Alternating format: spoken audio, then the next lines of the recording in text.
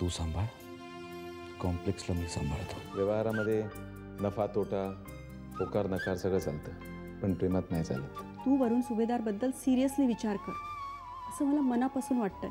धनाजीची शेवटची इच्छा पूर्ण करायची आहे, पण ते सगळं अंतराच्या लग्नानंतर. तू ही केस नक्की जिंकशील, मला 100% खात्री आहे. आणि तुला जी काही मदत लागेल ती सगळी मदत मी तुला करेन.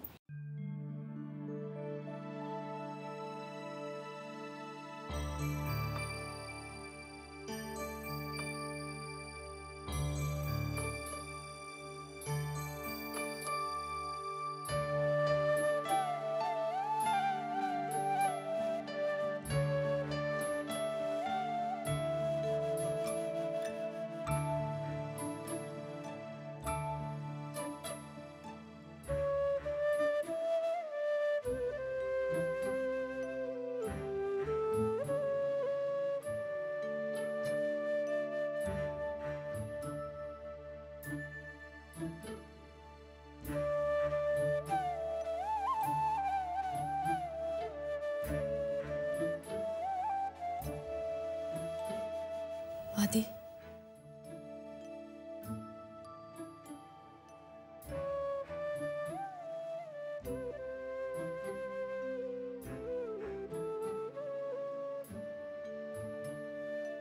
झोपला नाहीस अजून? झोप नाही येते. मानसीचा फोन आला होता?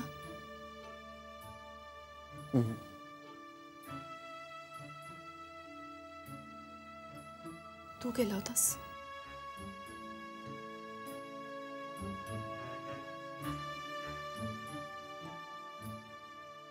आधी असं वागून कसं चालेल? अशाने वाद मिटणार नाहीत, अजून वाढतील. तू तिच्याशी बोलायला हवंस, तिला समजावून सांगायला हवंस. समजून सांगण्यासाठी तिने माझं ऐकायला हवं. तिच्या घरी गेलो होतो लोनचे पेपर्स द्यायला, तिच्या बाबांना भेटायला. तेव्हा समजवण्याचा सांगण्याचा खूप प्रयत्न केला, पण पालत्या घड्यावर पाणी. वहिनी नाही, ती नाही समजू शकत. आधी जर ती समजू शकत नसेल ना, तर आपण समजून घ्यायला हवं. एकाने कुणीतरी माघार घ्यायला हवी, नाहीतर मग हे भांडण मिटणार कसं? आधी क्षमा हा सगळ्या दुःखांवरचा उपाय आहे.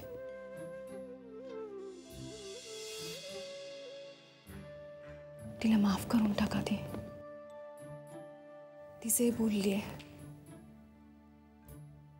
ते सगळं विसरण्याचा प्रयत्न कर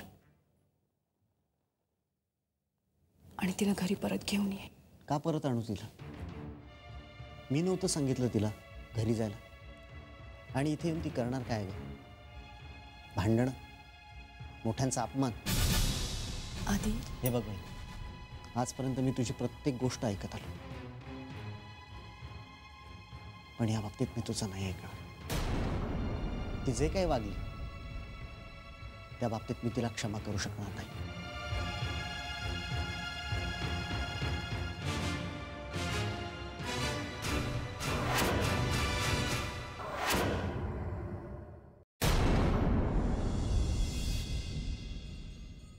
बाबा, त्या कुलकर्णी काकांच्या भावाची तब्येत कशी हो? ऍक्सिडेंट झाला होता ना? चांगली आहे आता. अगं डिस्चार्ज सुद्धा मिळाला त्याला. अहो अहो शार्दूल जेवला? हो, तो जेवून झोपलाय. झोपला? इतक्या लवकर? ना म्हणजे इतक्या लवकर कधी झोपत नाही तो. हो ना. अहो आज ना खरं तर सकाळपासून जरा कुरकुरच करतोय तो. धड जेवलाही नाही आहे आता. होतं असं कधी कधी मुलांना. आज तो भाऊ आला होता ऑफिसमध्ये.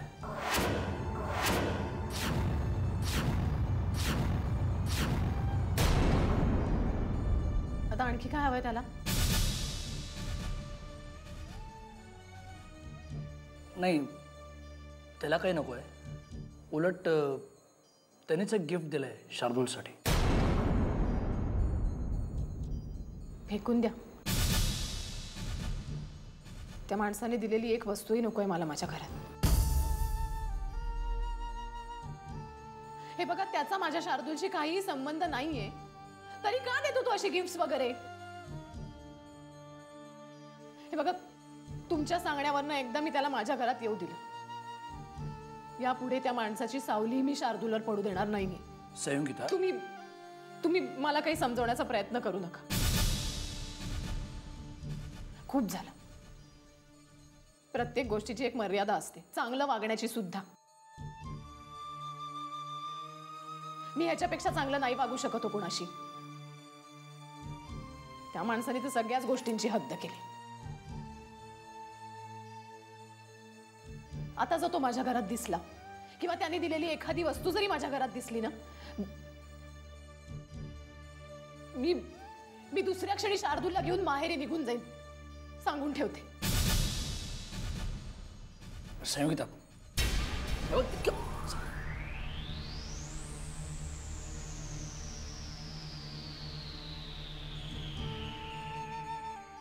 सचिन, थोडा तरी विचार कर. संयोगिता म्हणते ते बरोबर आहे. आपण त्याच्याशी एकदा चांगलं वागलो तर तो माणूस त्या लायकीचाच नाहीये. आता त्याच्याशी चांगला वागण्यात काही अर्थ नाहीये. उगाच त्याच्यामुळे आपल्या घरात तरी भांडणं नको.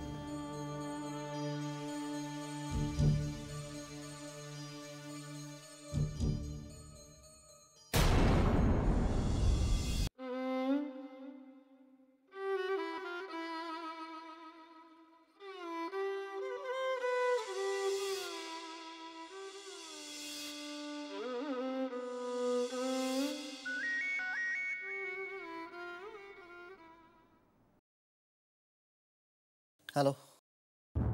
तुम्हाला काहीच फरक पडत नाही ना मी तुम्हाला सोडून इथे आली आहे त्याचा? हे बघ मानसी, या विषयावरती आपलं आधी बोलणं झालंय. तू मला विचारून माहेरी गेली नाहीस ना, मी तुला जा असं सांगितलं. तू स्वतः गेलीस तेव्हा स्वतः परत ये. म्हणजे तुम्ही मला घ्यायला घरी नाही येणार? नाही. म्हणजे मी घरी आलेच नाही तर चालेल तुम्हाला? मी असं म्हणालो नाही. तू स्वतः गेलीस तेव्हा स्वतः परत ये. तुम्हाला असंच वागायचं होतं तर कशाला केलं लग्न माझ्याशी? का माझं आयुष्य बर्बाद केलं? एक तर लग्न झाल्यापासून एकदाही माझ्याशी प्रेमाने बोललेलं नाही आहात तुम्ही.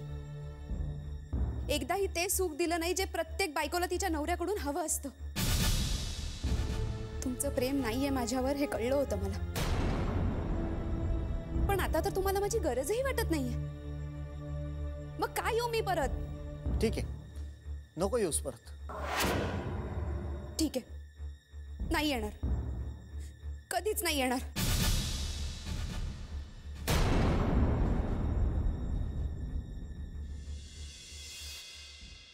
ताई ताई ताई ताई ताई ताई ताई ताई आज मी खूप खुश आहे.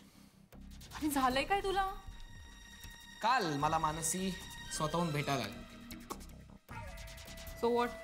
So what? ती मला नुसतीच भेटायला नव्हती आली, तर तिने काल मला मिठीही मारली. काय? येस. अचानक मी तिला आदित्यपेक्षा चांगला वाटायला लागलो. ती माझ्या प्रेमात पडायला लागली आणि ऑलमोस्ट ती माझ्या जाळ्यात अडकली. गुड. पण ती जरी तुझ्या प्रेमात पडली असेल तरी तू उगाच इमोशनली वाहवत जाऊ नकोस म्हणजे झालं. कारण आपण हे जे सगळं काही करतोय ना ते फक्त तिच्याकडून पैसे उकळण्यासाठी. नाही तर करायला जशी लेख आणि होईल भलतच. सो मिस्टर निरंजन, उगाच तिच्या प्रेमात पडण्याचा किंवा तिच्याशी लग्न वगैरे करण्याचा विचार अजिबात मनात आणू नका. तू माझी गुरु, तू म्हणशील ती पूर्व दिशा. माझं ऐकलंस ना तर कायम तुझा फायदाच होईल.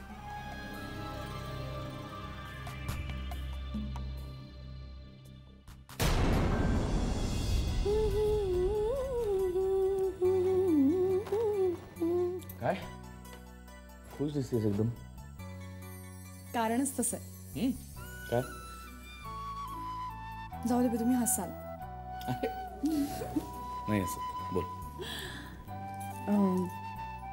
आज पहाटे ना मला एक स्वप्न पडलं. आणि त्या स्वप्नात मी पाहिलं की आपल्यावरची सगळी संकट दूर झाली आहेत. लोन क्लिअर झालंय. आपण सगळे आनंदात आहोत, सुखात आहोत. आणि आणि मी आपलं बाळपण पाहिलं.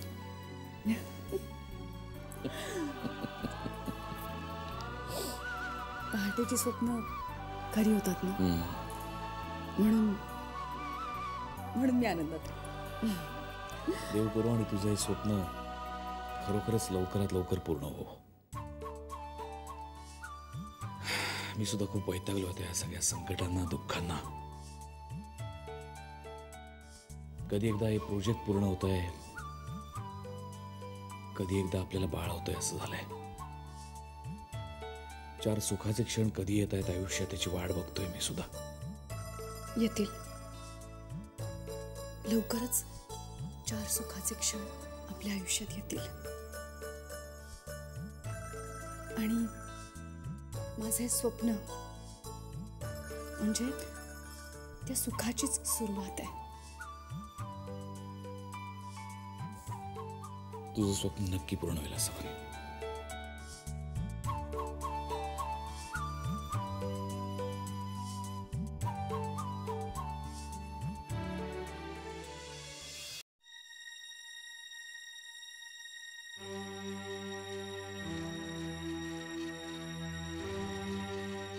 बाबा, निघते मी.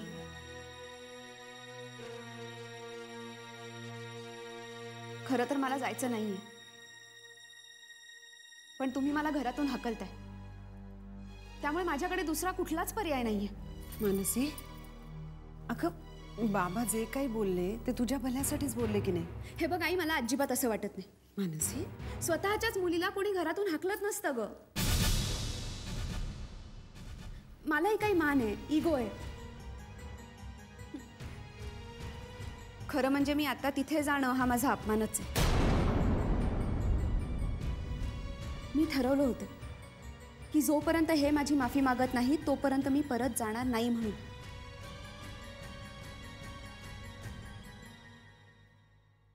पण तुम्हीच मला सपोर्ट करत नाही आहात म्हटल्यावर तुम्ही त्यांच्याकडूनच बोलताय. त्यामुळे तिकडे जाण्यावाचून माझ्याकडे दुसरा कुठलाच मार्ग नाही. पण आता जातेच आहेस तर तिथे आणखी वेडवाकडं वागू नकोस, वेडवाकडं बोलू नकोस, नाहीतर यावेळेला तेच तुला घराबाहेर काढतील. तशी वेळ येणार नाही, मला कळतं तेवढं बाबा. कळलं असतं तर ही वेळच आली नसती. आई बाबांना सांग. अहो ती जातीये ना तिच्या घरी आता. मी बोलते. मानसी, हे बघ, एक गोष्ट लक्षात ठेव बाळा. संसार जोडणं आणि तोडणं दोन्हीही गोष्टी बाईच्या हातात असतात.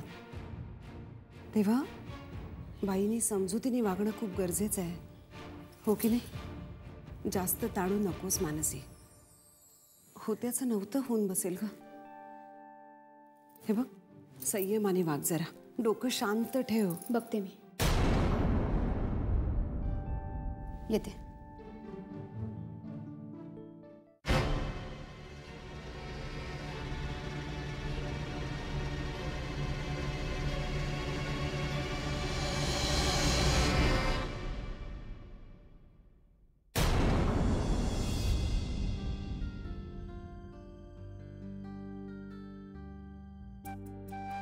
सर, खरं सांगू, मला तुमची ही आयडिया खूप आवडली. आवडली की नाही? म्हणजे घराच्या छोट्याशा कोणवाड्यात अभ्यास करण्यापेक्षा ना या निसर्गाच्या मोकळ्या हवेत अभ्यास करायला ना मजा येते. काहीतरी वेगळं वाटतंय ना. तुला माहितीये का, आजही जिथे जिथे गुरुकुल परंपरा अस्तित्वात आहे तिथे तिथे असाच निसर्गाच्या सान्निध्यात अभ्यास केला जातो. कसं नाही, इथे कसं आपलं मन असं शांत राहतं, प्रसन्न राहतं. आणि अभ्यास करताना जर का मन शांत असेल, प्रसन्न असेल, तर अभ्यास जास्त चांगला लक्षात राहतो. मी सुद्धा असाच अभ्यास करायचो. म्हणजे दिवसा असा बागेमध्ये आणि रात्री स्ट्रीट लाईट खाली. पण का? म्हणजे आपण रात्री घरी अभ्यास करू शकतो ना? हो, पण त्यासाठी घर असावं लागतं ना. म्हणजे तुमचं घर? नाही नाही, तसं नाही. म्हणजे मला घर होतं, पण मी हॉस्टेलमध्ये जास्त शिकलो ना.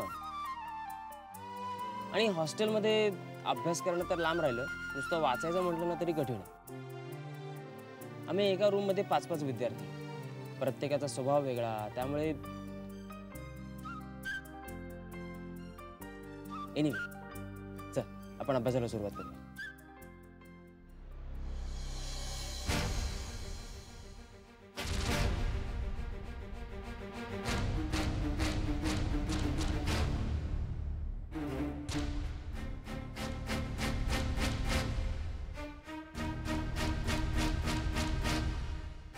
अरे हा कोण आहे? मास्तर आहे तिचा. अरे पण मास्तर आणि ती बाहेर काय करतात? अरे शिकवणी सुरू आहे.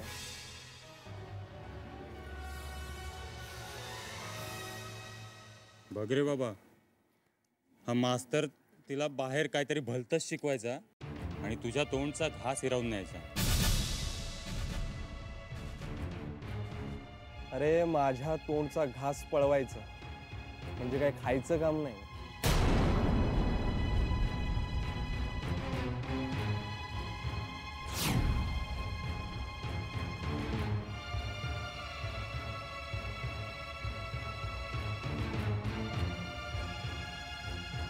पण या मास्तरची खबर घ्यायलाच हवी.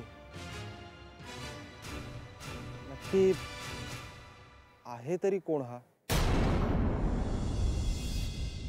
दादा, माझं या घरावरती कर्ज काढण्यासाठी बोलणं झालंय. नाही, काही गरज नाही त्याची. मी फेडलंय ते लोन. हो, पण म्हणजे ते 36% आपण जे लोन घेतलंय ना, ते फेडू आपण या लोननी. याचा इंटरेस्ट रेटही खूप कमी आहे रे. अच्छा, छान. म्हणजे एक लोन फेडण्याकरता मी दुसरं एक लोन घेतलं, ते फेडण्याकरता तू हे अजून एक लोन घेणार. म्हणजे आपल्या सगळ्यांची आयुष्य ही सगळी कर्ज फेडण्यातच निघून जाणार. पण दादा, आपला आता प्रोजेक्ट सुरू होईल, मग आपण हे कर्ज फेडू शकतो ना?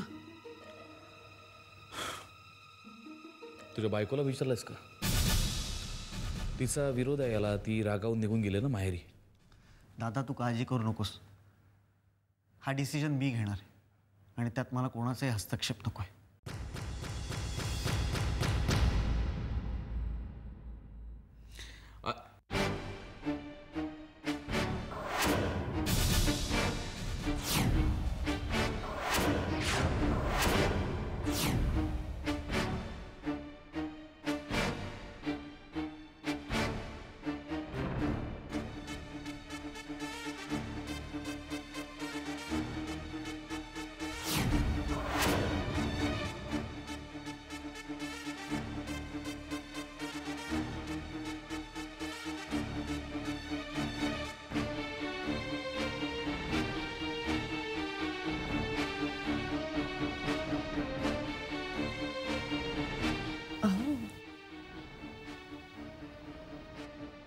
मानस,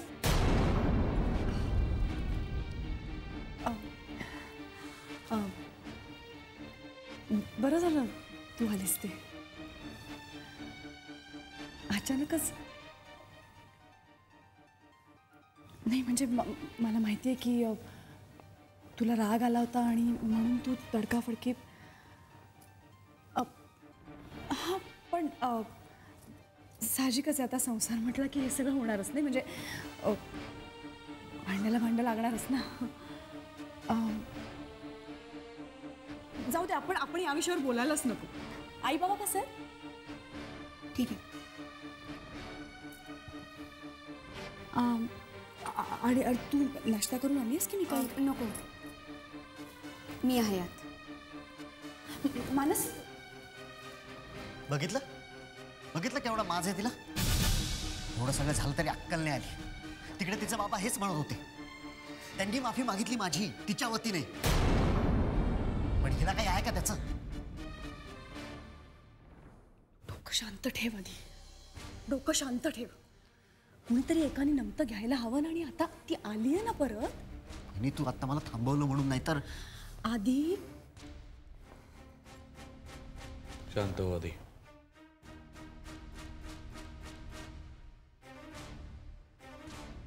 दादा, वहिनी, पुन्हा एकदा मी तुमची माफी मागतो तिच्या वतीने.